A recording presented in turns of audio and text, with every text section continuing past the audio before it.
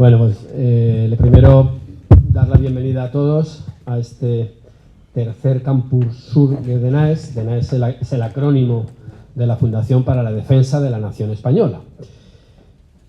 Claro, la defensa de la nación española se despliega en muchos planos. Uno de ellos es el histórico, la reivindicación de nuestro pasado, del cual somos fruto, en gran medida.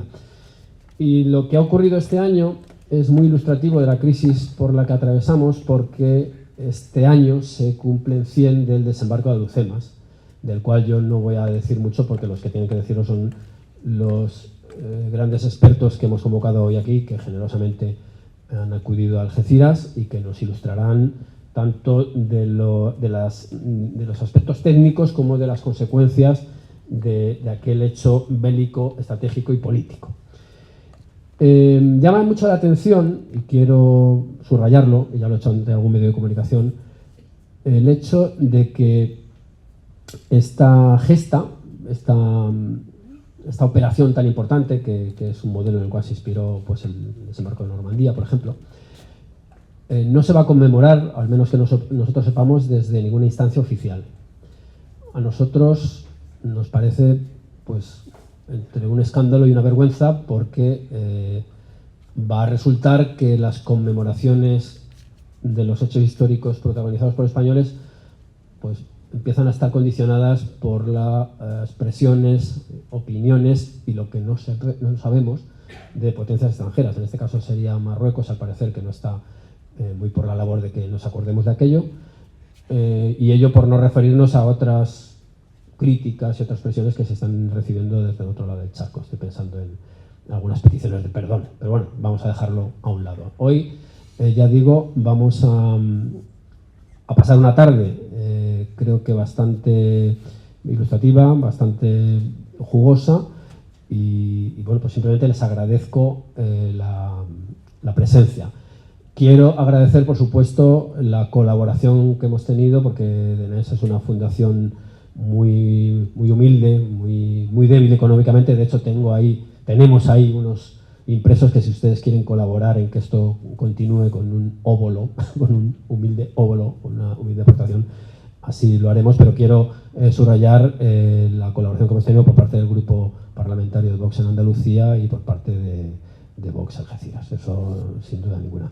Y sin más, vamos a empezar con la primera de las mesas. Estamos esperando que venga Sergio Redondo, que viene precisamente de desembarcar a la inversa casi de Alhucemas, pero vamos a empezar con la primera mesa, que yo mismo moderaré, que se titula Acción colonial de España en Marruecos, de la Conferencia de Algeciras a la instauración del protectorado, y para ello llamo a la mesa, como en otros sitios se hace, a José Luis Orella, historiador y profesor del CEU, que sube ya al estrado, a Fernando Paz, que es historiador y profesor y escritor, y a Pedro Fernández Barbadillo, periodista, escritor e historiador. Esta presentación, que es un poco así muy desenfadada, la hago para no quitarles ni un minuto de tiempo, porque son ellos quienes tienen que hablar de eso, de la acción colonial de España-Marruecos y de las implicaciones que ha habido o las conexiones entre la Conferencia de Paz y la instauración del protectorado.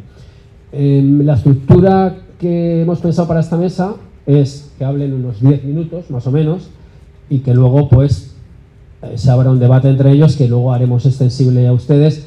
Ya pido, mi labor como moderador es siempre un poco antipática, que sean ustedes muy concisos, que sean muy precisos, para que así más voces puedan intervenir en este coloquio. Así que bueno, pues muchas gracias a ustedes y damos comienzo con esta mesa. Solo el micrófono.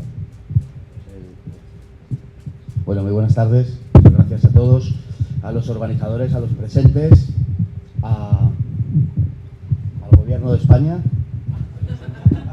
que es el que nos trae aquí, porque esto tendrían que estar haciéndolo ellos, pero bueno, como bien ha explicado Iván, pues hay algunas razones que les impiden celebrar esto. Una de ellas, evidentemente, es Marruecos. Yo creo que no tiene ni que presionarles, ya se presionan ellos solos para satisfacer a Marruecos. La segunda es que por aquí, por lo de Alhucemas y por lo del norte de África, hay un señor al que no mencionaré porque es el inmencionable, el innombrable de la historia de España, que naturalmente desempeña un papel enormemente brillante y más vale que no se hable de eso. Y en tercer lugar porque se trata de algo que contribuye poderosamente a hacer nación, que es que nos podamos sentir orgullosos de algo que hayan hecho los españoles, de algo que haya hecho España. Y obviamente, pues, en fin, no están los tiempos como para eso, sino para la autoflagelación, que es lo que hoy se lleva, ¿no?, como pueblo y como nación. Así que bueno, vamos a intentar hacer nosotros, cubrir nosotros lo que otros no han querido hacer y deberían, con carácter oficial, y vamos a contar, lo que me va a tocar a mí es explicar un poco qué pintaba España en Marruecos, y lo voy a contar en términos muy generales para que, bueno, conozcamos un poquito el contexto de la Europa y del mundo de esa época, que creo que es lo más importante para pensar, bueno, y España, todo esto, ¿por qué estaba en el norte de África? ¿Por qué Marruecos? No es un caso flagrante de agresión imperialista por la que no solamente no deberíamos conmemorarlo, sino que deberíamos pedir perdón previa fustigación pública y colectiva. Bueno, pues vamos a explicar un poco qué es lo que pasaba en la época, ¿no? Para empezar, digamos que la idea de nación que tenemos hoy pues no es una idea exactamente aplicable a lo que ha venido siendo a lo largo de la historia. Esto, en definitiva, lo que conocemos como el Estado-Nación es pues el producto de un proceso que termina cuajando en una determinada fórmula política y que hunde sus raíces, pero no reproduce exactamente las formas en el pasado. Entonces España siempre había mirado a África, África también había mirado a España. Y desde Marruecos, que es a lo que nosotros llamábamos África en principio, pues nos llegó la invasión del 711, que ahora nos dicen que no fue tal invasión, sino que nosotros poco menos que, en fin, les llamamos y les acogimos alborozados. Bueno, cuando finaliza la Reconquista, otro de esos términos innombrables en la historia de España, de no haberse cruzado la aventura de América, Castilla se hubiera extendido por el norte de África con seguridad. De hecho, ya habían acometido los Reyes Católicos esa empresa con anterioridad o inmediatamente después del descubrimiento de América, que no se sabía muy bien exactamente en qué consistía, ¿no? En Melilla, en 1497, el Peñón de Vélez de la Gomera en 1508, Mazalquivir y Cazaza en 1505, Cazaza es un sitio que ya ni existe prácticamente, que está a unos 20 kilómetros de Melilla y está justo frente a las Islas Chafarinas, que pasaron a España en 1848, por cierto. Bueno, quiero decir que andábamos por allí, por el norte de África, igual que los norteafricanos andaban, y vamos a limitarnos al terreno histórico ahora, ¿verdad?, andaban por aquí en aquella época. Y que hay una continuidad histórica, por tanto, desde la época romana, incluso prerromana en algunos aspectos, pero en todo caso desde la época romana, en donde la Mauritania Tingetania era una de las provincias que estaban anexadas a España, una continuidad histórica, como vemos, hasta este momento, 1848, en donde las Islas Chafarinas pasan a ser españolas.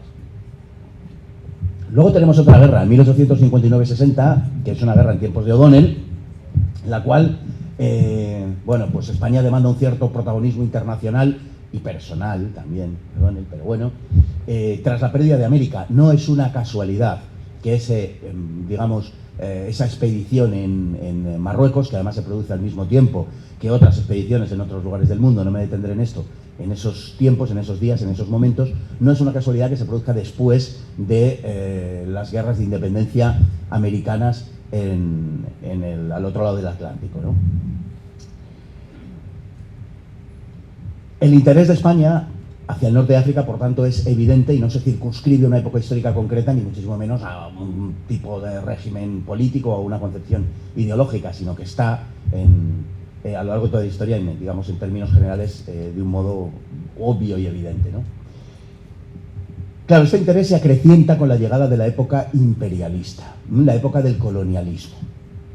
Y el imperialismo es, por tanto, la época del imperialismo, que así se conoce, en el siglo XIX, aunque es una época difusa, pero más o menos podemos considerar que dura desde mediados del siglo XIX hasta la Primera Guerra Mundial, pues es el contexto que nos sirve para explicar por qué esa aventura de España, tal y como se presentó precisamente a comienzos del siglo, a partir de la Conferencia de Algeciras en 1906.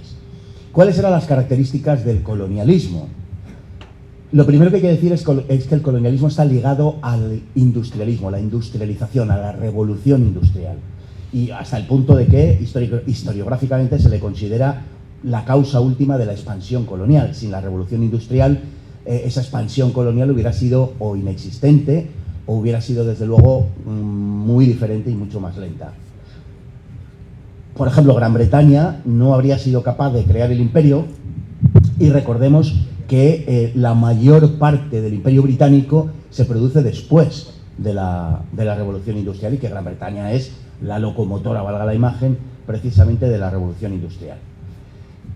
Y Gran Bretaña se convierte además en una potencia colonial sin excesiva voluntad propia. Lo hace porque ve que toda Europa se está comprometiendo en una carrera por la posesión de colonias y opta por no quedarse fuera, lo cual era juicioso porque al final la posesión de colonias pues era, digamos, la mayor expresión del poder de los países europeos, ¿no? La revolución industrial además proporcionó una potencia impensable que permitía dominar el mundo. Es importante que reparemos en que el concepto que tenemos hoy de cada una de las naciones del mundo, y sobre todo de las naciones europeas, está estrechamente emparentado sobre todo con la historia que viene después de la revolución industrial. O sea, cuando pensamos en un país, si es más o menos avanzado, atrasado, o cualquier otra cosa, tiene que ver con su adaptación a la revolución industrial, y mucho menos o muy poco con circunstancias previas a la revolución industrial. Así que verdaderamente podemos decir que es un auténtico parteaguas histórico, de la misma manera que lo puede ser el neolítico, por ejemplo, ¿no? La adquisición de colonias por parte de los países europeos generó dos cosas fundamentalmente: una necesidad de materias primas y también de mercados. Pensemos en que, por ejemplo, la India para Gran Bretaña era el principal mercado. No solamente era un lugar desde el que obtener materias primas, sino que era el principal mercado para los textiles del propio país. Con lo cual, por cierto, hizo polvo la industria india a ese respecto. Y además la revolución industrial fue posible gracias a los avances tecnológicos, que a su vez, pues, en fin, se estimulaban mutuamente una cosa y la otra, ¿no? Se aplicó al vapor de la navegación, por ejemplo, es la época del ferrocarril, del telégrafo, el armamento mejora enormemente, surgen las armas automáticas, todo eso permite el dominio de unos pueblos que eran infinitamente más numerosos que los europeos que marchaban allende los mares. El crecimiento demográfico es también un factor muy importante a lo largo del siglo XIX, más que se duplica la población europea, y eso tiene unos impactos, tiene un impacto enorme, ¿no? La población europea crece fundamentalmente por la mejora de las condiciones higiénicas, el surgimiento de la medicina científica, la mejora de las condiciones sanitarias en general, la alimentación fundamentalmente, y todo eso hace que ese aumento de la población a su vez demande pues una cantidad mayor, como es lógico, de materias primas. Además, la gente vive más tiempo, aumenta la esperanza de vida, es un modelo demográfico que se llama de transición, en donde la mortalidad baja, desciende enormemente, pero se mantienen los hábitos todavía de la natalidad del antiguo régimen, los hábitos de la natalidad de la gente que había vivido en el mundo rural. Habían ido al medio urbano, pero sus hábitos mentales todavía no habían cambiado, con lo cual se produce ese gran crecimiento de la población y una gran generalización, claro, de la urbanización. Bueno, esta situación generó una carrera entre los distintos países europeos por la modernización, que era el modo en el que se medía la potencia y la fuerza de un país europeo, de una sociedad, ¿no? La modernización significaba, en definitiva, poder, y el grado de industrialización se traducía, entre otras cosas muy vívidas, pues, en el armamento y en una psicología que cifraba en el poder nacional, digamos, en ese poder desplegado, la plasmación del estatus de cada país, de cada potencia, ¿no? Claro, esto nos lleva a la consideración de que de ese crecimiento y de esos enfrentamientos, más que latentes en algunos casos, entre los países europeos, pues la paz corría un serio riesgo en Europa. Sin embargo, estamos en la época de la historia en que hasta ese momento ha habido menos guerras en Europa, entre el final de las guerras napoleónicas y la Primera Guerra Mundial. En ese siglo hay apenas unos pocos conflictos menores en Europa, el mayor de los cuales pues es la guerra franco-prusiana, aunque también hay guerras entre Prusia y Austria y Dinamarca y tal, pero la única guerra digna de ese nombre es la que tiene con Francia, ¿no? Nunca había tenido Europa un periodo tan prolongado de paz. Las colonias, sin embargo, la carrera por la adquisición de las colonias, es verdad que aceleraba los enfrentamientos entre las naciones, pero también es verdad que los desviaba hacia otros continentes y que fue una de las razones que permitió mantener la paz en Europa durante aquel siglo, ¿no? Por tanto, ese tipo de política tenía, digamos, su parte buena, la carrera colonial, pero también su parte mala, perdón, pero también su parte buena. Además del nacionalismo, en Europa es la época del darwinismo, ¿no? Ideológicamente, que parecía reforzar las ideas racistas de superioridad per se de la raza blanca a través de la idea de la superioridad de los más aptos, la idea central, la idea nuclear de Darwin, ¿no? Si tú eres capaz de dominar a otros, eso y no en ninguna otra cosa es lo que muestra de un modo más evidente tu superioridad, tu capacidad de dominio. De la misma manera, digamos, que sucede en la naturaleza. Bueno, era la creencia de la Europa avanzada de la época. A la visión original de toda esta cuestión, a la que acabo de aludir, de esta cuestión del dominio, a esa versión original, después se le sumó o derivó una visión algo distinta, pero que en esencia mantenía los pilares básicos de la primera afirmación. Esto es, que había que dominar a otros pueblos, pero dominarlos no por el hecho de ejercer el poder sobre ellos, sino porque ese era el modo, el medio de mejorarlos, ¿no? Incluso el dominio británico sobre la India tiene una parte, innegablemente, de mejoramiento en muchos aspectos de la vida de los hindúes corrientes, desde la educación hasta todas las cuestiones relacionadas con el ferrocarril, por ejemplo, en fin, un sinnúmero de cosas, y estoy limitándome solo a la India y al caso británico. Pero es importante también decirlo. Por tanto, el discurso pasa a ser un discurso de dominio crudo a un discurso de dominio paternalista, por decirlo así. En estas circunstancias irrumpen dos estados novedosos, que son Italia y Alemania, dos estados fuertes. A veces no reparamos en que Italia y Alemania son países que existen desde hace 150 años, grosso modo desde 1870. Son estados muy, muy recientes, si lo comparamos con Francia, con Inglaterra o con España, ¿no? Y Alemania e Italia, que existían como naciones, pero no en el sentido político, piden lo que se llama entonces un lugar bajo el sol, un lugar al sol. Es decir, que ellos también tienen derecho a acceder a las posesiones coloniales. Hasta tal punto que será Bismarck el que convoque la llamada Conferencia de Berlín en 1885, donde lo que se hace es se llega a una serie de acuerdos y en general podemos decir que una distribución de lo que se llamó el reparto de África. Hasta ese momento, e incluso durante décadas todavía, África era un gran espacio en blanco. Los mapas de África ofrecían muy pocos puntos conocidos y reconocibles por los europeos. La mayor parte de África no se conocía. Es la época de las grandes exploraciones de Livingstone, de Stanley. Bueno, seguro que hemos oído hablar de ellas, ¿no?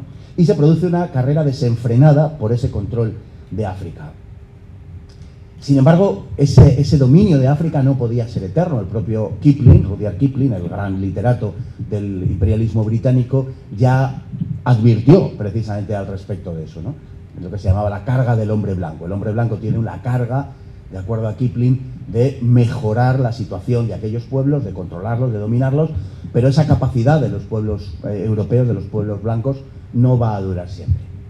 Y de hecho, a fines del siglo XIX, ya nos acercamos a la época a la que tratamos hoy. A fines del siglo XIX comienzan a aparecer algunos síntomas que resultan preocupantes para los países europeos. Y es que, digamos que las cosas estaban cambiando. Por primera vez en mucho tiempo, lo que antes habían sido potencias europeas o países europeos recién llegados son derrotados por países que son extraeuropeos, por países que no son europeos.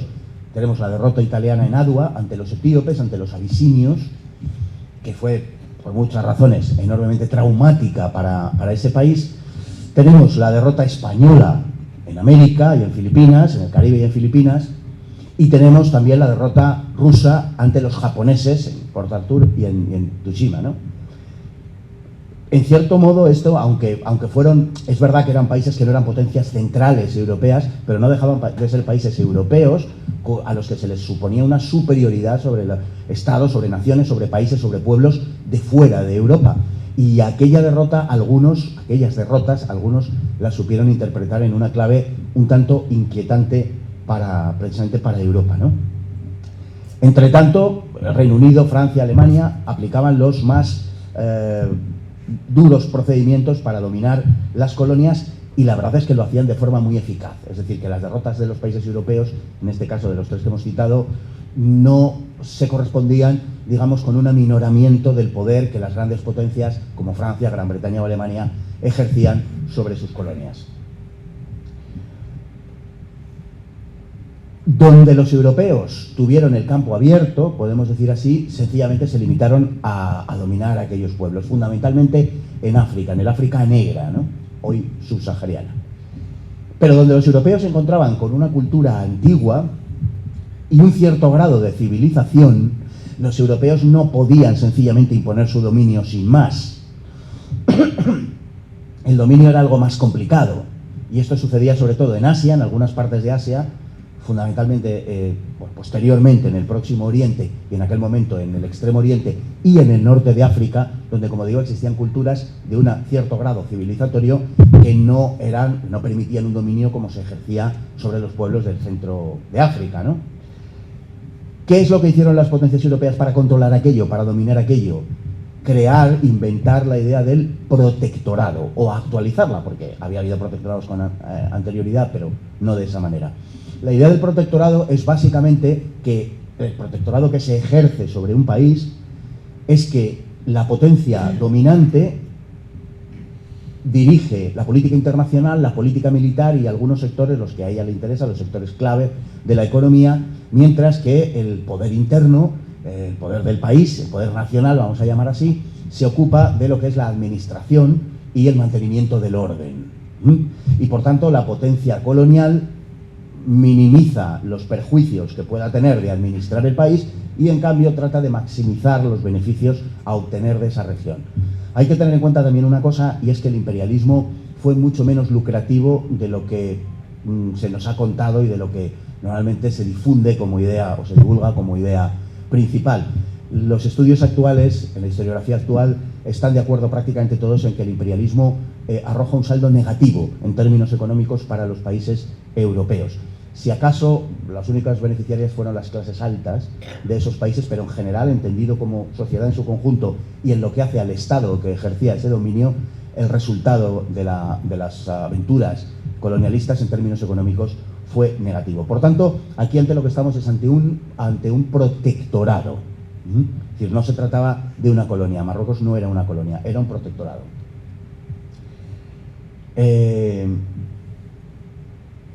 Y ya termino. Ese protectorado se crea a partir precisamente de lo que hemos comentado antes, de la carrera que se produce entre las potencias europeas, fundamentalmente entre una Francia apoyada por Gran Bretaña, pero no demasiado tampoco, aunque en ese momento sí forman una alianza desde 1904, y estamos hablando de Algeciras 1906, y las pretensiones de Alemania de implantarse en el noroeste africano y fundamentalmente en la costa atlántica de Marruecos. Esa es la razón por la cual se convocará la conferencia de Algeciras en 1906 ante la penetración alemana y la necesidad de detenerla, porque el sultán de Marruecos tenía muy serios problemas internos y temía que le fuera arrebatado el reino precisamente por ese empuje alemán. Al final, curiosamente, pese a que para Algeciras una de las naciones que más empuja, si no la que más, es Alemania para celebración de la conferencia, sin embargo, será Francia la gran beneficiaria. Y de paso, Francia cuela de rondón a España para, en fin, por determinadas razones que ahora les contarán, para ejercer el dominio sobre el protectorado. Y ya veremos en qué condiciones suman a España y ya veremos la parte del protectorado que a nosotros nos tocó, que ya se pueden ustedes imaginar. Doy paso a quien me continúe. Muchas gracias.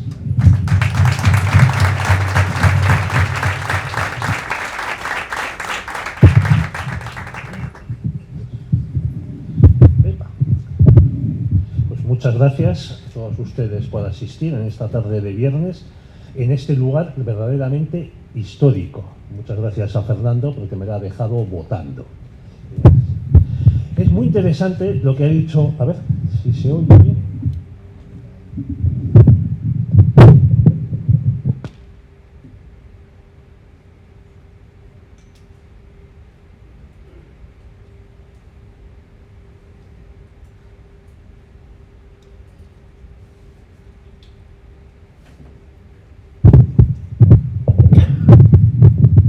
Muy bien, pues muchas gracias.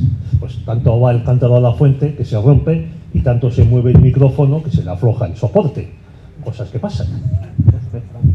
Efectivamente, el famoso refrán, como conoce Iván Vélez, gran experto en dar charlas y presentaciones por toda España. Es un punto muy interesante, el que ha comentado Fernando, del mal negocio para los pueblos europeos que supuso el colonialismo o el imperialismo. Y para España fue un negocio pésimo. La presencia de España en Marruecos costó miles y miles de vidas y miles de millones de pesetas, que convertidas hoy en euros constantes, pues nos daría una cifra descomunal. O sea, el ejército español llegó a tener desplegados, poco después del desastre anual, 150.000 militares. Figúrense todo lo que suponía eso de alimentación, de intendencia, de enfermedades, todos los chicos que volvían enfermos a la península ibérica, toda la masa de trabajo que se detraía de la economía, etcétera, etcétera.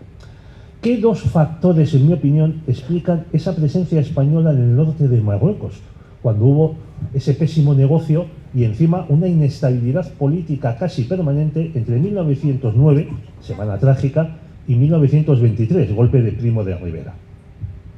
El primer de estos factores es la necesidad de España de volver al concierto internacional. Antonio Mauda lo dijo con esa retórica de Belle Époque en un discurso en febrero de 1919 en el Congreso de los Diputados, acabada ya la Primera Guerra Mundial. España sería vulnerable estratégicamente y dejaría de contar como gran potencia si cualquiera otra se asentaba en el norte de Marruecos. Bueno, veamos que hoy día España limita al norte con Francia y al sur también. Claro, que es Marruecos, más que no voy a decir un satélite, que no lo es, muchísimo menos, pero sí es un aliado de Francia, que es lo que le permite hacer lo que le da la gana en política internacional. Bueno, de Francia y de una potencia que está pues al otro lado del Atlántico y que se llama Estados Unidos. El segundo factor, también mencionado por Fernando, es que Marruecos, el imperio jerifano, como se le llamaba entonces, era un motivo de disputa entre las grandes potencias. Londres quería proteger su ruta a la India y su hegemonía naval, en la que la colonia de Gibraltar, aquí al ladito, era una pieza clave, y por eso busca entregar la costa norte marroquí a un país débil y manipulable, España. Veamos con un poco más de detalle este asunto. Desde 1898, los gobiernos españoles del turno de partidos, conservadores y liberales, buscaban de manera frenética garantías de las grandes potencias sobre las posesiones que le quedaban a España. Pues Guinea, el Sáhara, esas plazas en el norte de Marruecos e incluso Canarias y Baleares, que se habían convertido en objeto de deseo pues, para Estados Unidos, para Alemania, incluso para Gran Bretaña. Se quiere abandonar, como sea, el aislamiento, que no la neutralidad, que había impuesto Cánovas del Castillo a la política exterior española, para evitar esos males mayores de perder todavía más territorios, incluso de perder lo que se consideraba la soberanía española, no las colonias, como digo, los archipiélagos. Pues veamos el pensamiento del estadista de la Restauración en dos citas suyas. Dijo Cánovas: todo el mundo sabe que soy enemigo declarado de toda injerencia de España en las aventuras exteriores. Bastante tiene con sus dificultades interiores. Toda una declaración de optimismo. Segunda cita, de un discurso en el Congreso, agosto de 1896, a menos de 2 años del desastre. No se alían ni tienen aliados los que quieren, tienen aliados los que pueden, los que tienen que dar a cambio de lo que a ellos se les ofrezca. O sea, un reconocimiento de que España no puede dar nada. Y lo dice alguien que ha sido presidente de gobierno por la mitad de los 20 años anteriores. Pero bueno, después del desastre, después de la pérdida de la flota, después de la pérdida de Cuba, de Filipinas, de Guam, al año siguiente de la cesión de las Carolinas y las Marianas al Imperio Alemán, pues a partir de ese momento los conservadores y liberales por fin reconocen que España necesita alianzas, pero no se ponen de acuerdo sobre cómo hacerlo y con quiénes. El sistema de la restauración impide el acuerdo, pero también impide la estabilidad política. Un dato: entre 1833 y 1923, 90 años, hubo en España 113 gobiernos distintos, o sea, más de un gobierno por año. En marzo de 1880, el embajador de Francia en España, Benjamin Jaurès, se queja de que había tratado con 6 ministros de Asuntos Exteriores en un solo año. Bueno, en estas circunstancias en las que España es un país de chifla, es un país pues a la altura de un país balcánico, o sea, Portugal era más respetado. Portugal dedica un porcentaje mayor de su presupuesto a la educación, un poco más que España, pero más que España. Bueno, ¿cómo le cae a España el norte de Marruecos? Pues vamos a verlo de una manera cronológica. El 8 de noviembre de 1902 hay un pacto secreto entre Francia y España, en España había un gobierno liberal, sobre Marruecos. Este pacto es rechazado por el gobierno conservador que sustituye al gobierno liberal en Madrid. Y una de las explicaciones que dan los conservadores es que Francia y Gran Bretaña jamás, nunca se iban a poner de acuerdo. Bueno, abril de 1904, Tratado de la Entente Cordial entre Francia y Gran Bretaña, fin de los enfrentamientos entre estas dos potencias, sobre todo en el norte de Francia, de África, y Francia reconoce Egipto como parte de la esfera de influencia de Gran Bretaña, y Gran Bretaña reconoce Marruecos como parte de la influencia, de la esfera de influencia de Francia. A cambio, Londres exige, bueno, no vamos a decir exige, porque esto es diplomacia, pide, solicita, recomienda, insta a que Francia le reconozca a España también una pequeña esfera de influencia, unos pequeños territorios en la costa norte, justo enfrente de Gibraltar. Este tratado de la Entente Cordiale pues está dirigido contra Alemania.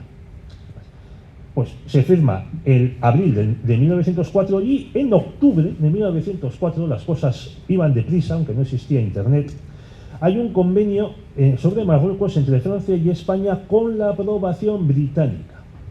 Lo firma el gobierno de Mauda, el primer gobierno de Mauda, que cae en diciembre de ese año, sustituido por los liberales. Otro tratado que acaba pues en la papelera, para perjuicio de España. 31 de marzo de 1905, el emperador alemán, un metepatas auténtico, visita a Tánger y defiende la independencia de Marruecos. Esta es la primera crisis marroquí. Se teme, por parte de las potencias, que Marruecos se convierta en la excusa para una guerra europea. ¿Cuál es la reacción de las potencias? Que se convoca la conferencia de Algeciras, que empieza aquí, en este hotel, el 16 de enero de 1906. Asisten 13 naciones, entre ellas Marruecos, que asiste a su despedazamiento, y también Estados Unidos, que estaba llevando la democracia, la paz, la libertad por todo el mundo. Porque Estados Unidos no es de ningún modo imperialista, como todos nosotros sabemos. Se firma el acta el 7 de abril y se divide el Imperio Gerifano en dos zonas de protectorado, de España y de Francia, aunque sin delimitarlas. No hay que ser un genio para saber quién se iba a llevar la mejor parte, ¿verdad?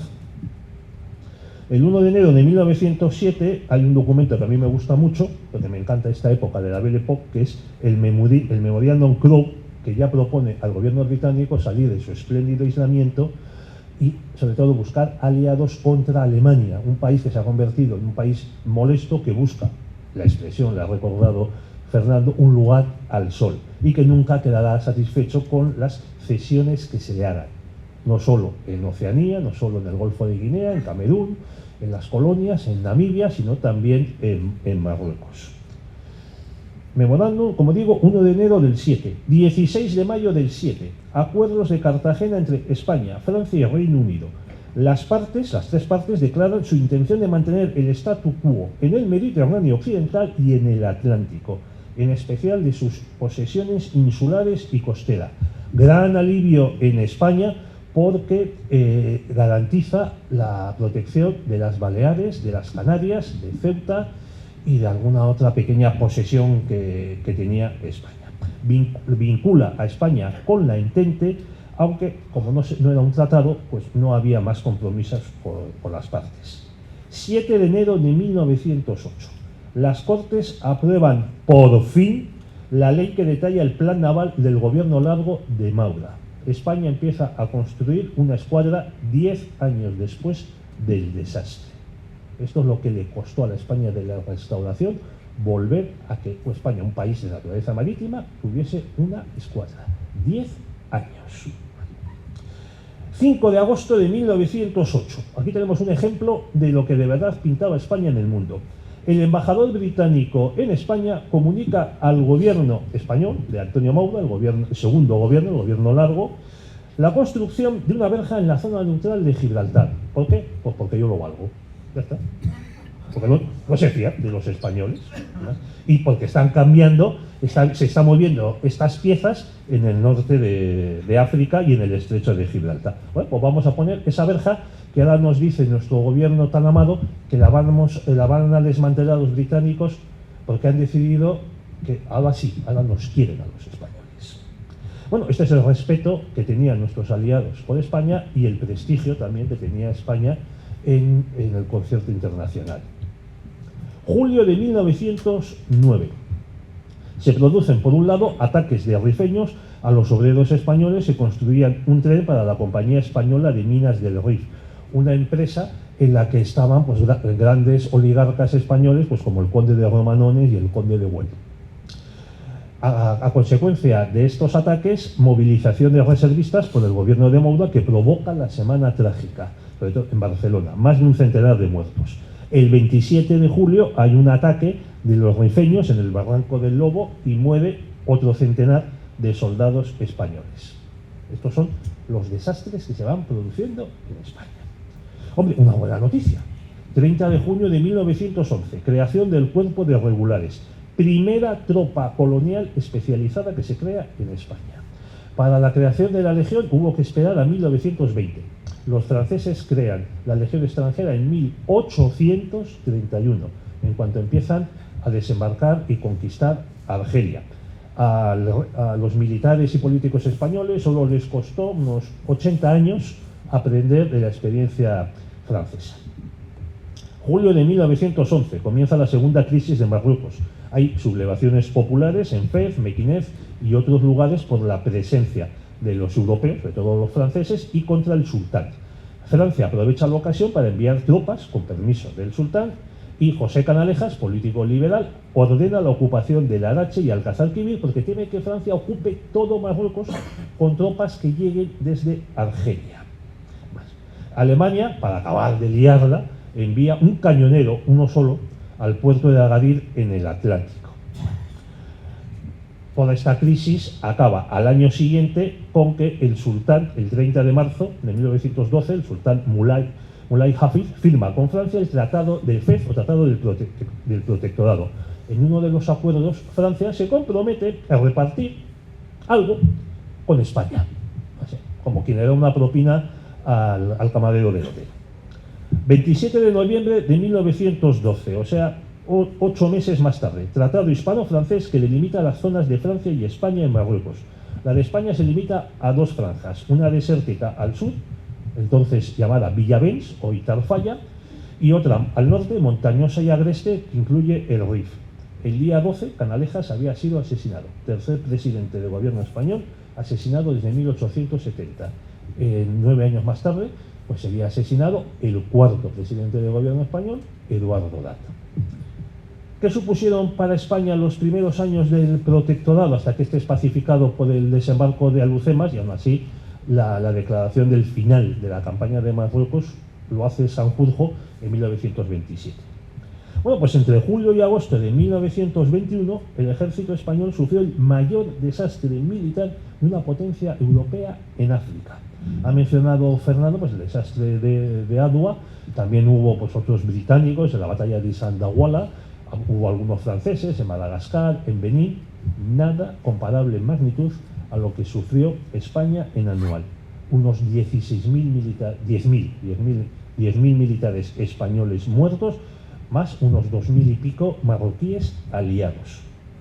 2 años más tarde, el general Primo de Rivera, partidario declarado de abandonar el protectorado, lo dijo en una conferencia pronunciada aquí cerca, en Cádiz, en 1917, él toma el poder sin ninguna oposición y con el aplauso del país. Hasta el PSOE colaboró en su régimen, en la dictadura. Desde 1924, Francisco Largo Caballero era miembro del Consejo de Estado. Esto también hay que decirlo. El PSOE fue colaboracionista con la dictadura de Primo de Rivera. 8 años más tarde cayó la dictadura.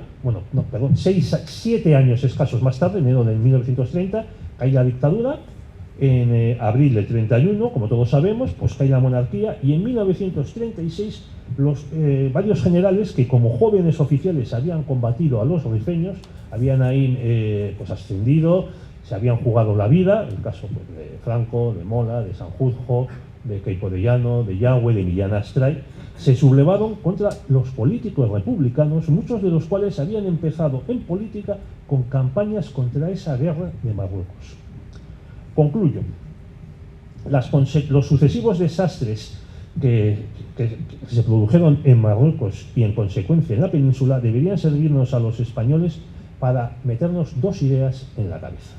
La primera, que un país dividido, como fue el caso de Marruecos a principios del siglo XX, acaba siendo juguete de las potencias extranjeras. Hoy, en cambio, vemos que Marruecos está supervitaminado y supermineralizado y da sopa con ondas a España, sobre todo en política exterior.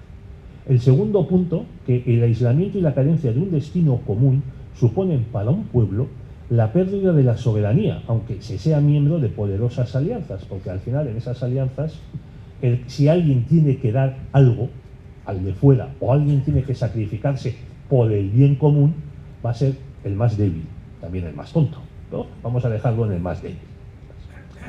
Y yo creo que estas lecciones deben ser tanto más repetidas cuando se está en una zona vital del mundo como es el estrecho de Gibraltar para los españoles.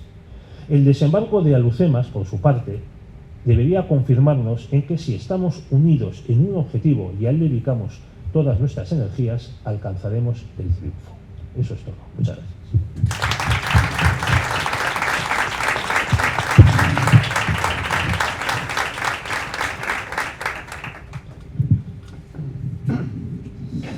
Muy buenas tardes a todos y doy las gracias a la Fundación de NAES precisamente por esta invitación, que además me permite pues coincidir con grandes amigos como Fernando, como Pedro y esencialmente Iván, ¿no?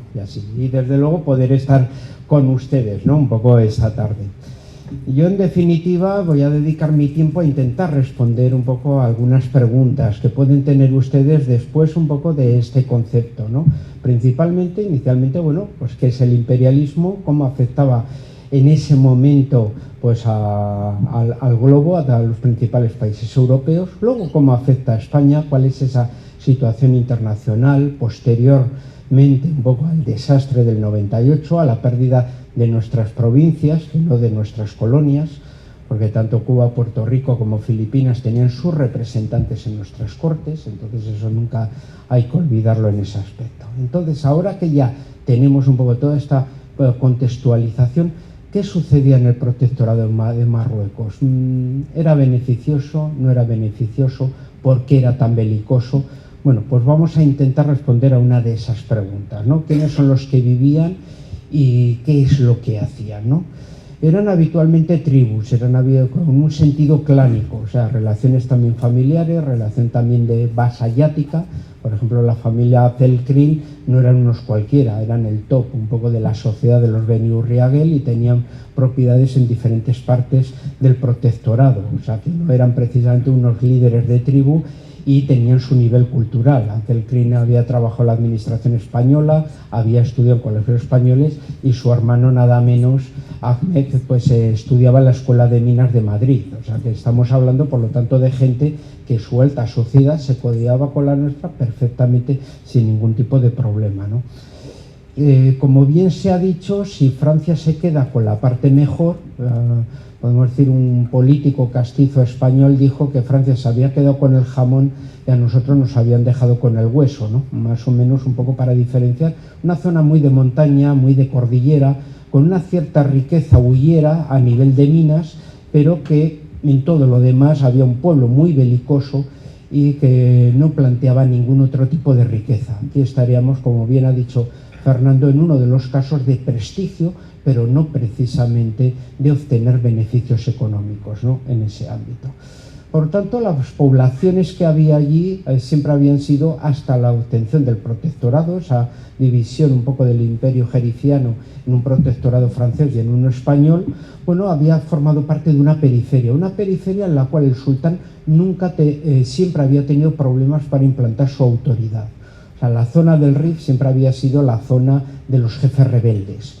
La gente que vivía allí eran estas tribus que vivían del pastoreo, de poder incluso emigrar a la colonia francesa de Argelia como jornaleros de los colonos europeos para poder, en los tiempos de cosechas, ganarse unos sueldos y volver luego al Rif, o incluso cobrando, bueno, pues sus impuestos a la gente que pasaba, o sea, bandolerismo puro y duro, ¿no? Entonces, como vemos, gente que vivía un poco de esa manera, pobremente, pero con un alto prestigio, con una alta autoridad, y que ellos seguían a sus jefes dependiendo de esa autoridad. ¿Quiénes eran sus jefes? Sus jefes eran, por ejemplo, como el Rogui, una de las personalidades que surgen contra la autoridad del sultán, que se refugia en esa zona rifeña, que tiene varias de estas tribus bajo su control y que le siguen por las apetencias de botín, y que son, por ejemplo, el que extiende los derechos a poder explotar, por ejemplo, las minas de las compañías de minas, porque queda bajo el control de su tribu.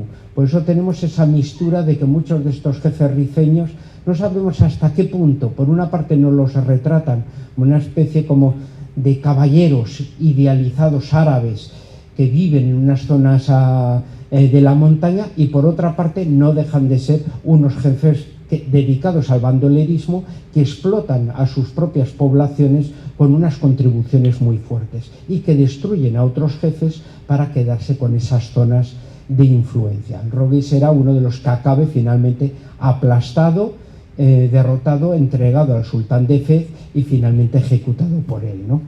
En esos aspectos va a haber diferentes, quizá los más famosos, no me puedo extender en ello, por ejemplo, la zona del Arache, la zona de la Yebala, será el famoso el Raisuni, ¿no?, el jefe de los beniaros, que tendrá allí su zona de influencia, muy antisultán, permanentemente intentando abrir cauces de comunicación con España en beneficio propio, y por lo tanto una persona de la cual no te podías fiar. Según la autoridad española que hubiese, unos estaban más con él o estaban menos con él, ¿no? Acelcrin va a ser el líder de los Beniurriaguel, o sea, la zona entre Alucemas más cercana a Melilla, una de las tribus más poderosas de allí, como hemos dicho, además muy interrelacionada, con un nivel cultural muy alto, por lo tanto ya intentando relacionar los temas de los jóvenes turcos allí. Y esta nueva generación, ¿no?, que podríamos hablar de rifeños culturizados a la europea, ven el modelo turco como un modelo a seguir, y los turcos serán los aliados de Alemania en la Primera Guerra Mundial. Por eso vemos que las influencias también alemanas para reventar la soberanía francesa van a tener su influencia en estos jóvenes musulmanes. Ya nosotros nos pillan un poco por medio en todo ese aspecto.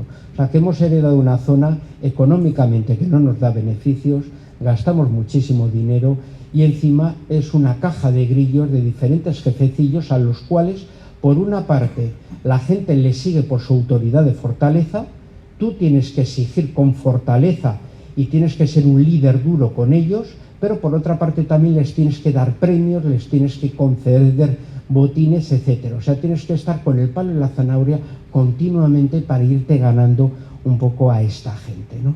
O sea que, como vemos, se tiene esa particularidad.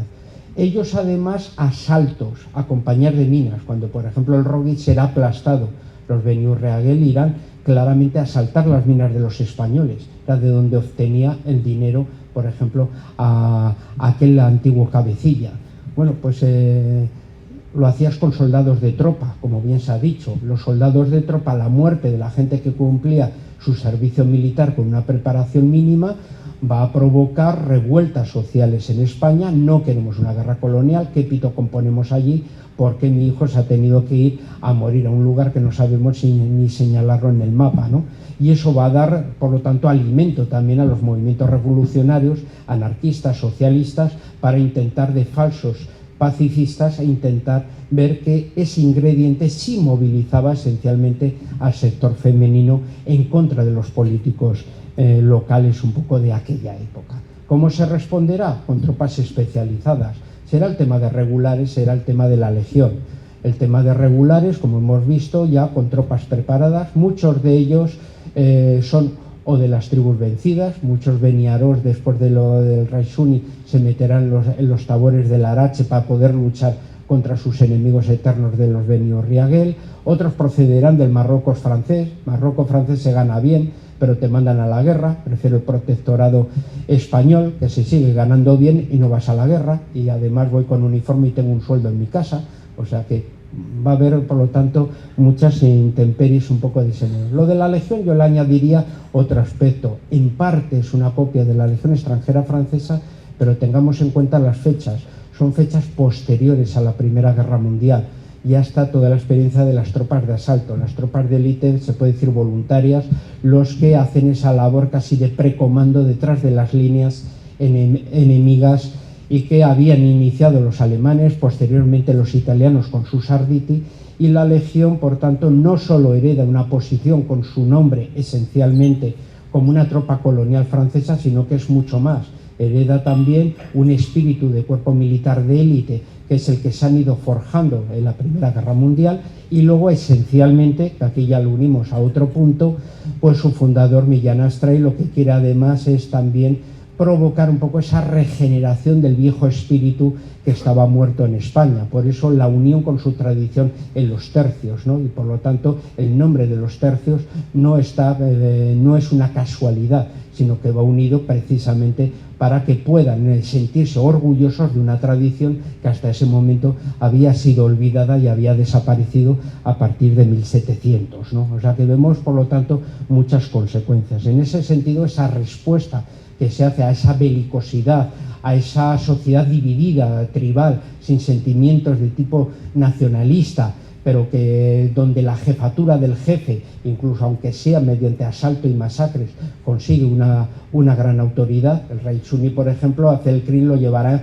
enjaulado como si fuera una bestia, ¿no? O sea, lo llevará allí hasta que muera para no crear un mártir. O sea, son temperamentos verdaderamente fuertes que crean, por lo tanto, una ligereza, y tú tienes que tener un perfil muy, podemos decir, muy duro para poder vencerlos a ellos, y luego mano izquierda política para poderlos atraer a tu causa y poder pacificar un poco todas aquellas regiones. De ahí ese gran tributo en sangre, pero también esa escuela de grandes arabistas norteafricanos que tendremos nosotros también un poco en nuestra escuela. De ahí vendrán toda esa generación de africanistas. Como es el tema, no vamos a entrar en ello.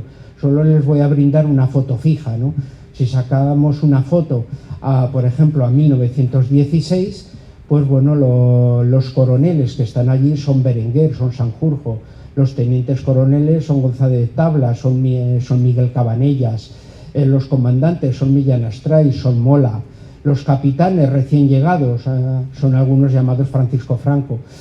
Como vemos, son gente que 20 años después van a tener una gran trascendencia a nivel político y esencialmente militar. O sea, el protectorado marroquí va a forjar, entre comillas, una élite militar, una gente que va a redescubrir su función en la patria, va a redescubrir cuál es el funcionamiento también moderno de cómo debe actualizarse un ejército.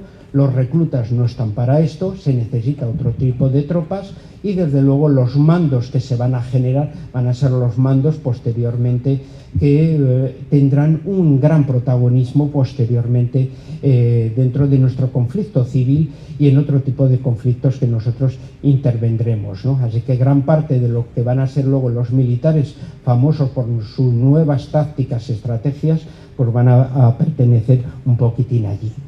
Por último, por ir cerrando, ¿qué otra pregunta que nos puede ayudar también a entender un poco nuestra relación con el mundo marroquí? ¿En nombre de quién van los militares españoles? Decimos, claro, pero es un protectorado, entonces actuamos también para pacificar esta zona en orden del califa. El califa, que es la gran autoridad que ha puesto el sultán. O sea, en una región donde nunca ha controlado nada, que siempre todo emisario del sultán ha aparecido despellejado o colgado de un árbol, resulta que las autoridades españolas que están allí actúan en nombre del califa, que tiene sus propias tropas, las mialas jalifianas. Los regulares son del ejército español, las mialas jalifianas con oficiales españoles son las tropas del califa y por lo tanto son los que mantienen esa lealtad al sultán marroquí. Resulta que mantienen un poco esa oficialidad y por lo tanto un poco esa labor. Eso va a traer, y ya voy terminando, un poco esa particularidad con respecto al futuro. Cuando Marruecos sea independiente, un Estado soberano, España va a estar más o menos tranquila. ¿En qué sentido? Nosotros somos los únicos que hemos casi apoyado a la autoridad siempre marroquí frente a los rebeldes, como Abdelkrim, que era contrario al sultán, como el Rogui, que era contrario al sultán, como el Raisuni, que era contrario al sultán. Nosotros siempre hemos procurado mantener la línea de contacto con ellos. El único problema es que cuando el Marruecos independiente se independiza verdaderamente y se espera desde el Pardo que, siendo un bien agradecido, actúe en consonancia con España, resulta que lo actúa con su potencia colonizadora, como bien ha dicho Pedro, como si fuese una Francia más en ese aspecto, e incluso instrumentalizando el nacionalismo un poco en nuestra contra. Se le ha devuelto todos los territorios del protectorado, pero ahora resulta que ya está el ideal del Gran Marruecos, que es un ideal nacionalista, sin raíces propiamente históricas, desde luego sin ningún tipo de conexión con los acuerdos internacionales que bien se ha citado previamente, y por lo tanto estamos en otras circunstancias plenamente muy distintas y en ese aspecto descapelladas. Entonces, si el futuro se había proyectado más o menos, hemos actuado de una manera corriente y el Marruecos independiente nos tiene que estar agradecido, que lo debería estar en condicional, y debería haber un lobby pro-español dentro de Marruecos, resulta que ha sucedido todo lo contrario. Marruecos actúa en connivencia con Francia, no tiene una visión precisamente positiva hacia España, sino que nos intenta sustituir a nivel de política internacional. Son ellos los que tienen un lobby pro-marroquí dentro de España y por lo tanto pretenden, bueno, pues irnos sustituyendo no solo a nivel militar, a nivel económico, etcétera. ¿Todavía hay una distancia? Sí. ¿Es un país no fiable por su estabilidad? También. Pero es un país que tiene claro a dónde va. El problema es a dónde vamos nosotros. Muchas gracias.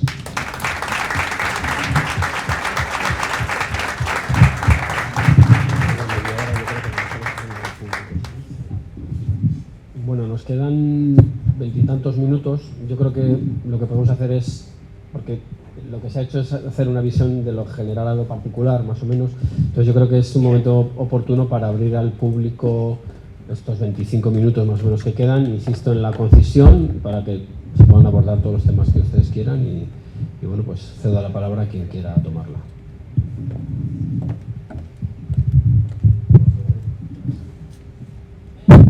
Si es que alguien la toma, claro.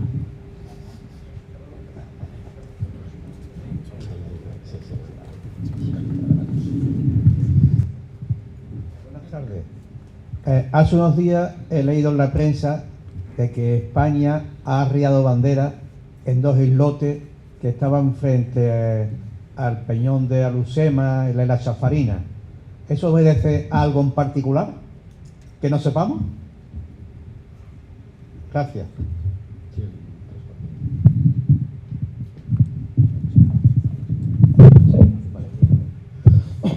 Bueno, digamos que las interpretaciones políticas o las explicaciones políticas que se dan desde la jefatura del gobierno a estas alturas todos sabemos que tienen una presunción de falsedad.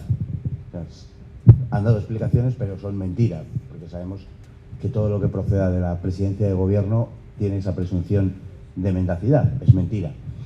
Entonces han echado balones fuera sin más, han dicho que es algo irrelevante, que no obedece a ningún plan establecido, etcétera. Antes decía Pedro que España limitaba con dos Francias, una al sur y otra, una al norte y otra al sur. Yo diría que más bien limita con dos Marruecos, uno al sur y otro al norte, porque es Marruecos quien tiene comprada a una parte de la clase política, financiera y mediática francesa y belga, además de la española. En España, desde hace más de medio siglo,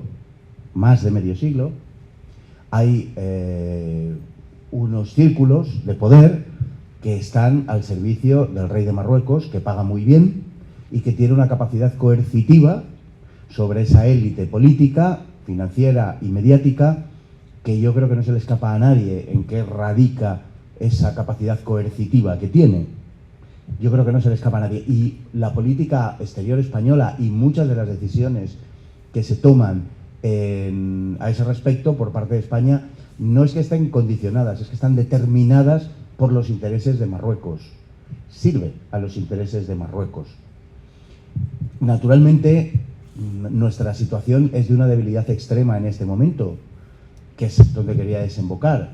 No es una casualidad que la primera potencia del mundo, Estados Unidos, en la región haya privilegiado su relación con Marruecos, que es un país que no está en la OTAN, al respecto de su relación con España, que es un país que sí está en la OTAN. Eso, en primer lugar, nos tenía que llevar, o nos debería llevar a replantearnos determinados posicionamientos españoles en el mundo. A lo mejor es más interesante no estar que estar, para que te hagan más caso. Puede ser, y es una alternativa que no habría que desechar.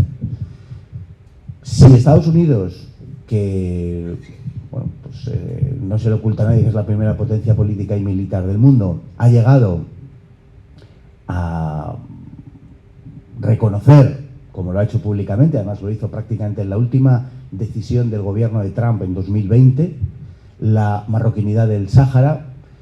El gobierno español también reconoció la marroquinidad del Sáhara en lo que es pues una acción de política exterior inconcebible para alguien que defienda verdaderamente la soberanía de su nación y que defienda a su pueblo.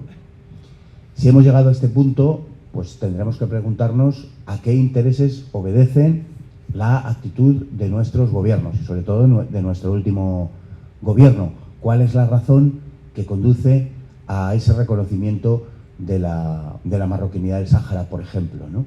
España, si pintara algo en el mundo hoy, desde luego estaría luchando, estaría peleando por ser un aliado preferente de quienes verdaderamente tienen mando en el mundo, en primer lugar, y España estaría, ya que estamos hablando del RIF, España estaría mirando con buenos ojos a aquellos rifeños que no están a gusto dentro del Reino de Marruecos, que los hay.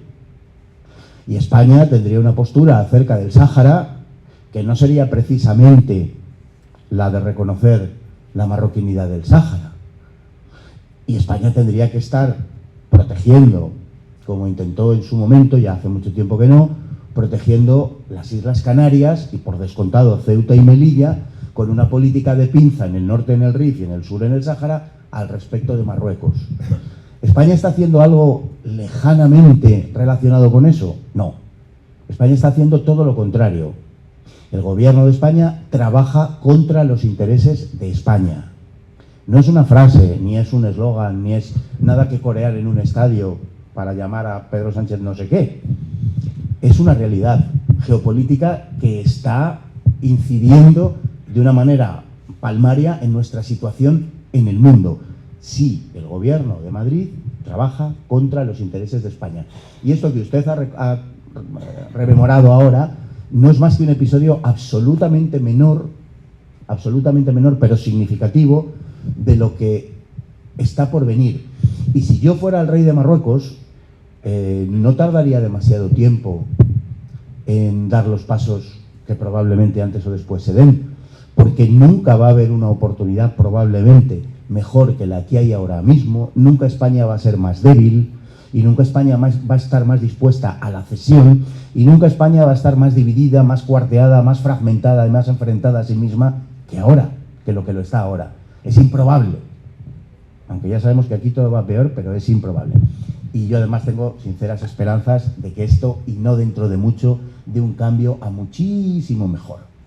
Así que si yo fuera Mohamed, se me hace difícil imaginarme como tal, pero si yo fuera Mohamed, no es por dar ideas, pero aprovecharía el tiempo. Y digo que no es por dar ideas porque un gobierno español mínimamente sensato, ya no digo ni patriota, mínimamente sensato, tendría que tener en cuenta esta circunstancia para adoptar la política exterior que impidiese que se ponga en peligro de verdad nuestra soberanía, que es lo que está en juego.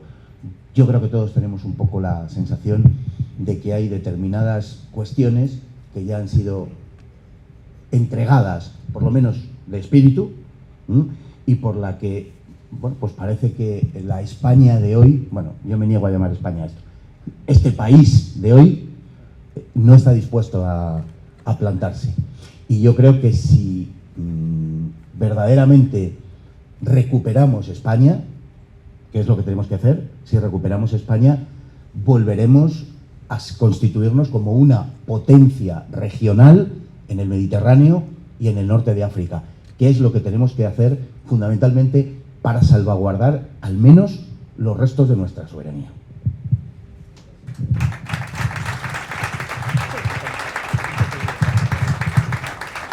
Bueno, afortunadamente no es Mohamed, es Fernando Paz. Le doy la palabra a Pedro. Pues a mí me preocupa mucho más que esas dos banderas en esos dos islotes el show que montó un youtuber marroquí que llegó a nado a las Islas Chafarinas, que es una zona de exclusión militar española. O sea, nosotros no podemos entrar en parte de nuestro territorio español porque hay zonas de exclusión aérea y marítima, por ejemplo, cuando estaba Pedro Sánchez y familia estaban en La Mareta, y sin embargo, pues un youtuber marroquí pues puede llegar a nado a unas islas donde solo hay presencia militar. ¿Qué cosas tan sorprendentes pasan en España? Me pregunto yo si es por casualidad o por causalidad. Así que yo también creo que puede pasar cualquier cosa. En la última semana de agosto, el Le Monde publicó una serie de 6 artículos sobre el futuro de Marruecos y de la dinastía alauita, y en concreto de Mohamed y de su hijo y sucesor. Hombre, yo hice un comentario, escribí una columna sobre ella en OK Diario, pero creo que no ha salido absolutamente nada más en la prensa seria de papel española. Y todos los periódicos españoles, La Vanguardia, El País, el ABC, El Mundo, tienen corresponsal en Francia, que yo creo que de vez en cuando debe de leer Le Monde. Y de esto no se habla. No se habla, absolutamente silencio, mandado. Los saharauis, vamos a ver, en España se regala la nacionalidad española. Vamos, es que parece que vienen los tuppers de los yogures. No sé cuántos marroquíes han recibido la nacionalidad española, 100.000 decían que el último año. Bueno, pero las instituciones españolas, encabezadas por el Tribunal Supremo, le niegan la nacionalidad a los saharauis, que la tienen de origen, y según la Constitución española no se les puede quitar. La tienen de origen porque muchos de ellos al nacer eran ciudadanos españoles. Habían nacido en una provincia española que era el Sáhara. Bueno, el Sáhara, pues eso, Pedro Sánchez reconoce el plan de autonomía de Marruecos, que incluye la soberanía del sultán sobre el Sáhara. Y resulta que Marruecos es uno de los países más centralistas del mundo. Bueno, qué paradojas, ¿no?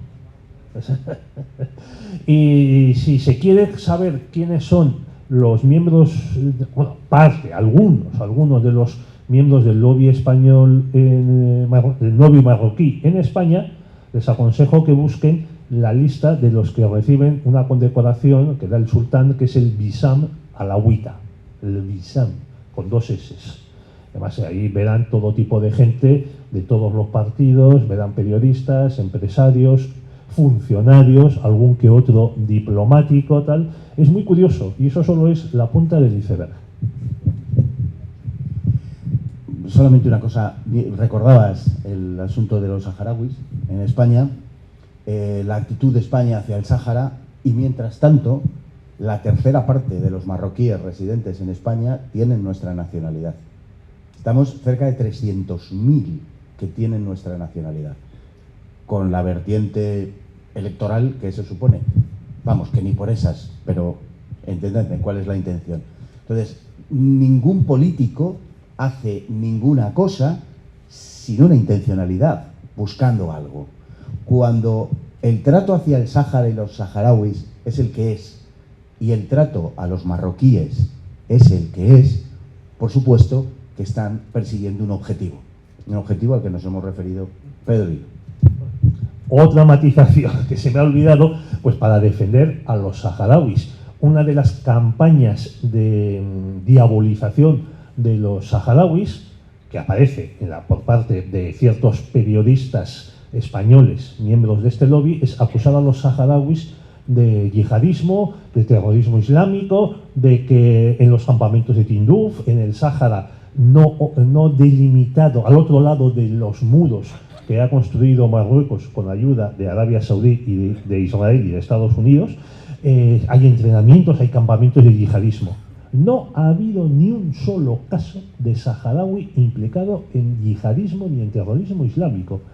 En cambio, de marroquíes, no solo en España y en Marruecos, sino en otros países europeos, en Francia, en Bélgica, los casos son numerosísimos.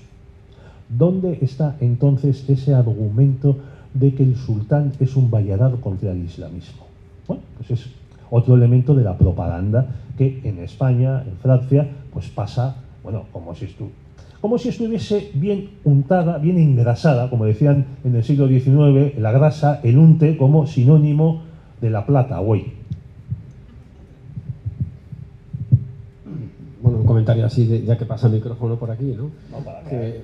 Una micro reflexión. Quiero decir que siempre estas jornadas se plantean casi siempre pues con un trasfondo histórico, pero esto demuestra la realidad de que la historia o la historiografía es un campo de batalla activo, es decir, nada especulativo, ¿eh? Lo digo un poco por matizar por qué acabamos hablando de esto, pues porque necesariamente hay que hablar de esto, así de sencillo, vamos. Únicamente decir que el tema de las banderas son políticas de fuerza, ¿no? Un poco políticas de fuerza que hace Marruecos, hasta qué punto tienes una capacidad de resistencia en ese aspecto. Las políticas de fuerza las van desarrollando por muchos motivos. Estamos viendo el fuerte incremento de presupuesto de defensa que también están desarrollando, que todavía no están equiparable con nosotros, pero bueno, ellos están realizando su política de alta tecnología militar, sobre todo con Israel, la compra de armamento con Estados Unidos, y de ahí es el estrechar más lazos todavía con los Estados Unidos, que tradicionalmente ya tenían muy buena amistad. Siempre se venden ellos como fuimos el primer país que reconoció los estados independientes, es cierto, pero también es cierto que Estados Unidos no hubiera sido independiente sin España. Porque si España no manda la ayuda que manda, pues entonces Estados Unidos seguirían siendo la parte occidental de Gran Bretaña y se acabó, ¿no? El Canadá Sur, ¿no?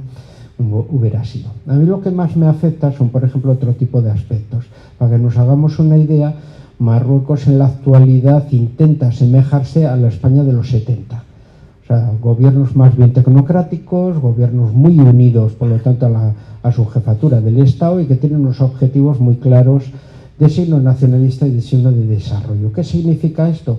Todos los ofrecimientos que están haciendo, por ejemplo, para intentar que Marruecos sea lo más atractivo posible para inversiones extranjeras, para que gran parte de las aerolíneas que, por ejemplo, van a América, pues puedan centrarse en Marruecos con una mano de obra muy barata.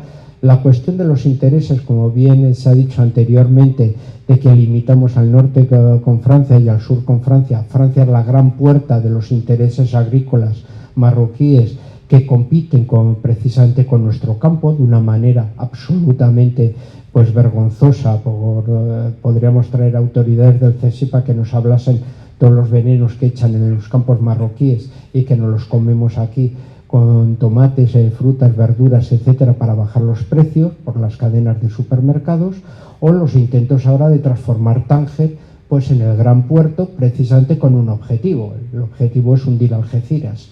Entonces, claramente sustituir Algeciras, su refinería y todo, para convertir en ese aspecto Marruecos en el gran sustitutivo de lo del sur. Si luego ya unimos que las fuerzas reales marroquíes hacen entrenamientos a nivel marítimo para proteger su país, en combinación en el estrecho con las fuerzas reales británicas, pues bueno, pues entonces ya callémonos, porque ya estamos viendo ya un poco de qué parte están jugando también algunos, no solo los franceses, sino también nuestros, podemos decir, oficialmente antiguos amigos contra Napoleón, ¿no? Entonces, en ese aspecto, pues vemos que el peligro cada vez se acrecienta, pero no solo en planteamientos que nos manden un influencer allí pues a una isla, sino a niveles económicos, etcétera. Solo la corrupción tan interna que tienen pues puede ir frenando, podemos decir, esa imagen de falta de estabilidad o de ligereza. El problema es que nosotros también vamos compitiendo con ellos en corrupción, ¿no? Entonces, en ese aspecto, ellos sí que están intentando, bueno, pues lanzarse a un proyecto de crecimiento, tienen la hoja de ruta bien segura de qué es lo que quieren y, por lo tanto, los intentan suplantar. Como digo, o sea, lo más parecido para entenderles, con grandes diferencias, es que ellos lo que se plantean es más o menos un poco lo que hicimos nosotros en los años 70. Por lo tanto, ellos van cumpliendo sus planes de desarrollo para intentar llegar a unos niveles de sentimiento de orgullo, de pertenencia, etcétera, y por eso, aunque un marroquí sea de tercera generación y tenga nacionalidad española, se sigue siendo marroquí, no se va a seguir sintiendo español. Bueno, vamos a dar a Sergio la palabra. Sí, en primer lugar, pues felicitar a los ponentes por su magnífica intervención. Creo que se ha abierto una línea de debate muy interesante, ¿no? Al margen del contenido histórico, sino también llevándola al ámbito geopolítico y de la política actual, y creo que puede suscitar alguna que otra pregunta. Y bueno, yo quería un poco volver al aspecto histórico, porque bueno, se han hablado de la constitución de los protectorados, como Algeciras, la conferencia de Algeciras, pues se marca esa delimitación, ¿no?, entre las zonas de influencia francesa y española, como España se ha explicado perfectamente por todos los ponentes, como España es al final el hermano pobre que se encuentra en ese fregado, ¿no?, digámoslo de esa manera, y paga los platos rotos de los intereses estratégicos de otras grandes potencias de Europa, sea Alemania, Francia o Inglaterra.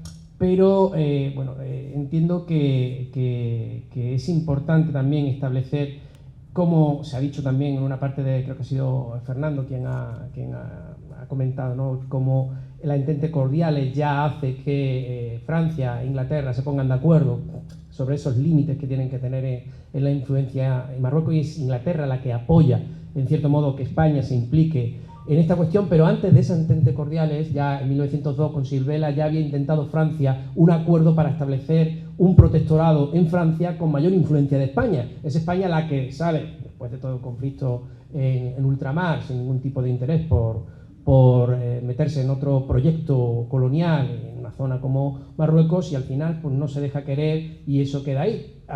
La intención era que España tuviese mayor zona de influencia, incluso incluyendo Fez en la zona de influencia española. Pero bueno, al margen de esto, después surge el protectorado, esas zonas que conocemos todos tradicionalmente, la zona norte abrupta, la zona del Rif complicada, la zona de los valles, la zona más fértil para Francia, pero también hay otros pequeños protectorados que van surgiendo después, que es el protectorado, y sí que me gustaría conocer vuestra opinión sobre la situación y cómo se constituyen estos protectorados. El protectorado que se atribuye a España, que se le otorga a España en el sur, en la zona de Villavens, la zona de Tarfaya, que al final se acaba descolonizando después que la zona norte, después de la guerra de Ifni. Y también a partir de los años 20 cómo surge ese tercer protectorado, que es un poco exótico, que es el Estatuto de Tánger, la ciudad internacional, que queda como un poco al margen de las zonas de influencia, de control territorial, tanto del protectorado español como del protectorado francés, y se incluyen otras potencias que también van a tener que decir en la gobernabilidad, la gobernación de esa ciudad de Tánger. Y bueno, sería interesante que también se explicase un poco, ¿no?, cómo se constituyen y cómo surgen esas zonas de influencia al margen del territorio de Igni, que, bueno, que también es otra zona ahí en medio que queda en la zona sur atribuida a Francia, en ese núcleo español. Bueno, pues sería interesante que también se conociese cómo se constituyen esas zonas de influencia española en el territorio marroquí. Gracias.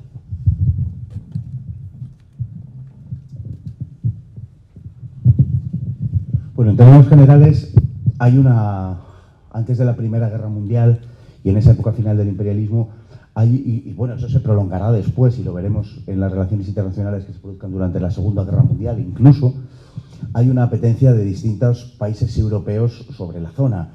Las áreas a las que aspiran no están perfectamente delimitadas. Hoy sí vemos los estados-nación y consideramos el Magreb como Túnez, Argelia, Marruecos, pero eso distaba mucho de estar claro en aquella época. Italia, por ejemplo, Italia no se ha citado. Italia tenía aspiraciones sobre Túnez, pero en algunos momentos, sobre todo a partir de que Mussolini se hace cargo del poder en 1922, empieza a proyectar esas apetencias hasta la zona de Orán y de la zona de argelina, ya muy cercana a Marruecos, y posteriormente, y será una de las razones del desarrollo, del desenvolvimiento de la política española durante la Segunda Guerra Mundial, sobre todo entre 1940 y 41, posteriormente ambiciones italianas sobre el propio Marruecos.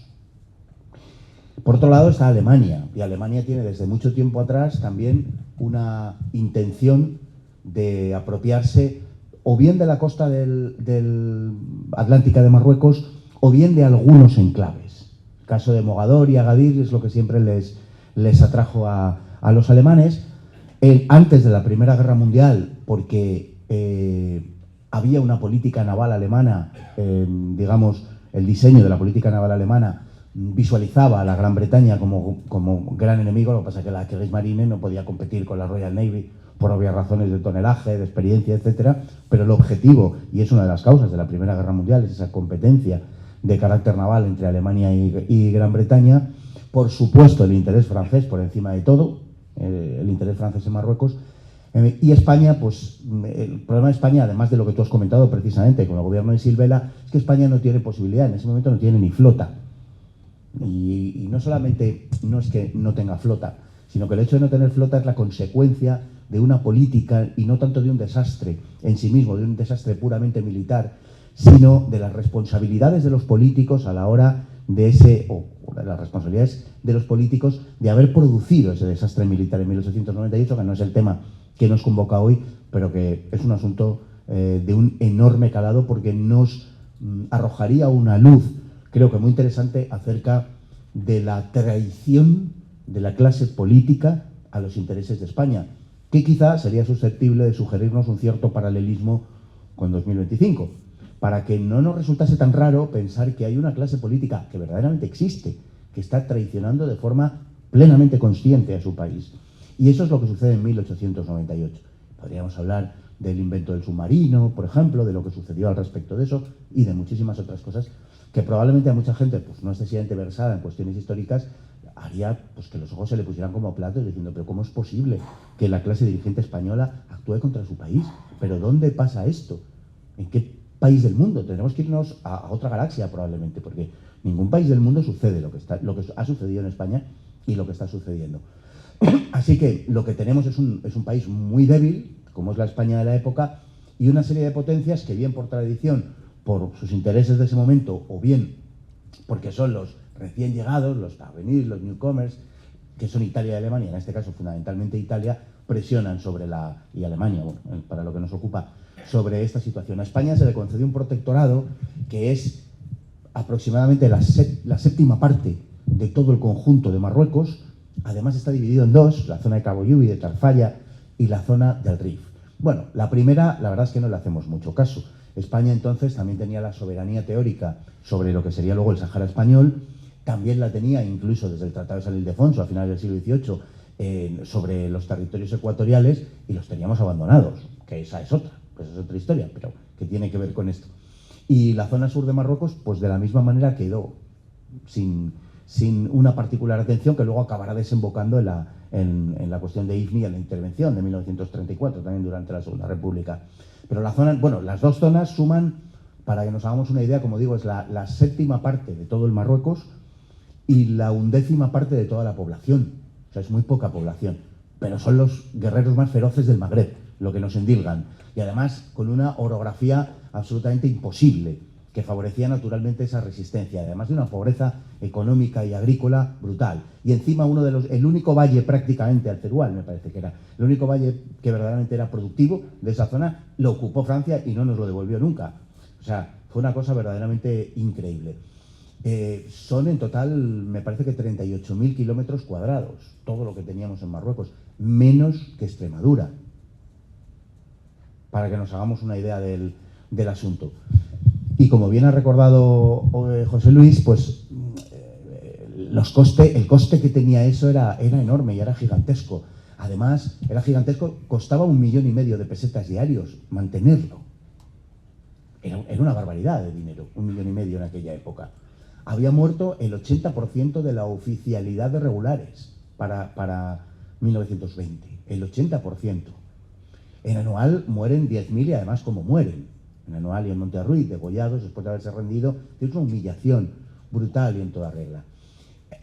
Hay tropa de reemplazo antes de la creación de la Legión y muchos de los que van son jóvenes, sí, pero casados, con niños, y eso lo aprovecha la CNT, que se funda en 1910-11, la CNT y el PSOE, que boda sin la tía Juana, y aprovechan para agitar y para poner contra el gobierno, por supuesto, contra la propia monarquía, por ende, contra la aventura en África, aprovechan para denigrar también al ejército, sembrar dudas acerca de la administración, donde probablemente sí se estaban dando casos de corrupción en el manejo de los caudales públicos. Bueno, y a montar todo el tinglado que se monta al respecto de la guerra de África.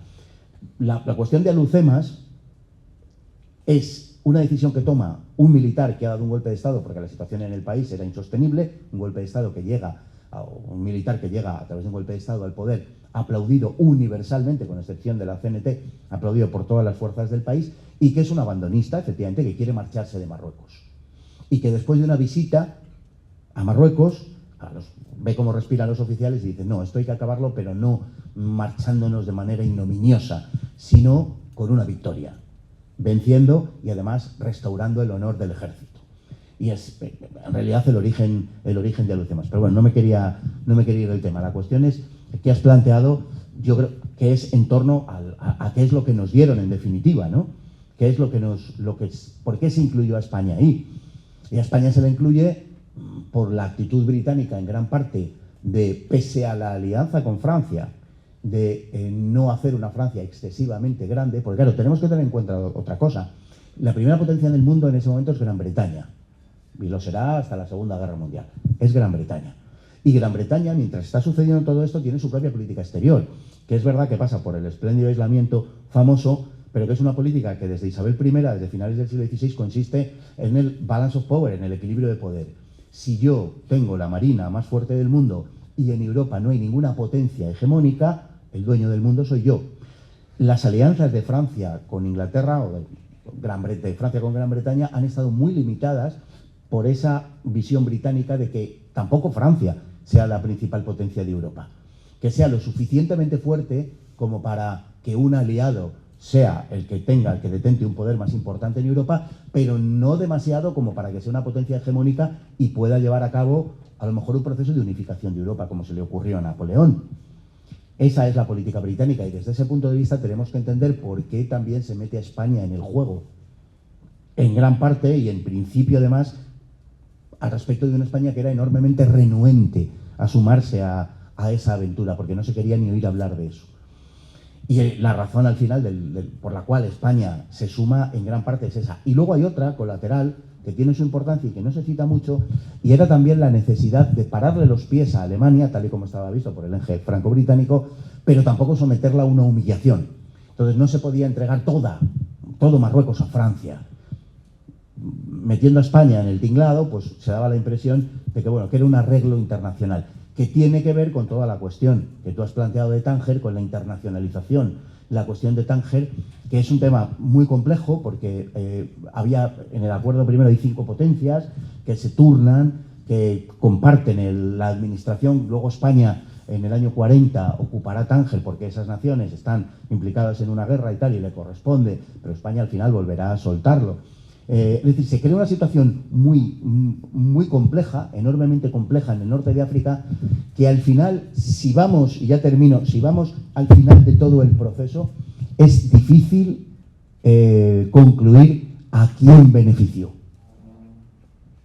Se generó en buena parte una especie de avispero. Francia tuvo allí un ejército, una fuerza militar muy potente, hasta tal punto que el año 39, cuando estalla la Segunda Guerra Mundial, el ejército francés en Marruecos tiene una cantidad mayor de armamento y de hombres sobre el terreno, tiene más que todo el ejército español en la península. No ya que el ejército español en Marruecos, que eran unos 34 o 35.000, sino que el ejército español en el conjunto de España, de la península. O sea, que lo que se generó ahí fue una especie de inestabilidad permanente. ¿Por qué Abdelkrim?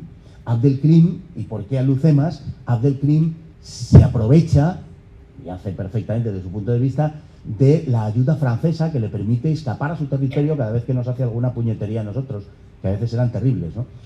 Y es aliado de Abdelkrim, Francia, hasta que en un mal cálculo de Abdelkrim, hacia el mes de abril de 1925, se dedica, creyendo que los españoles, después de Anouilh y Sadoun, nos vamos a ir, dice, bueno, los españoles ya se han ido y ahora vamos a por los franceses. Hace un mal cálculo político, y entonces cuando Francia cambia su política de generar inestabilidad en el protectorado español y se pone con España, se alía con España para acabar con Abdelkrim. Al final, Francia, con esto se demuestra también que tenía la pretensión, por supuesto, de que incluso el protectorado español no fuese demasiado potente. Y aquello se acabó convirtiendo en el objeto del deseo, cuando estalla la Segunda Guerra Mundial, de las principales potencias europeas otra vez. Pero bueno, no quiero... Bueno, pues cerramos entonces esta mesa para intentar cumplir con el horario previsto. Estiramos las piernas y damos paso a la segunda, que la moderará Sergio Redondo. Gracias.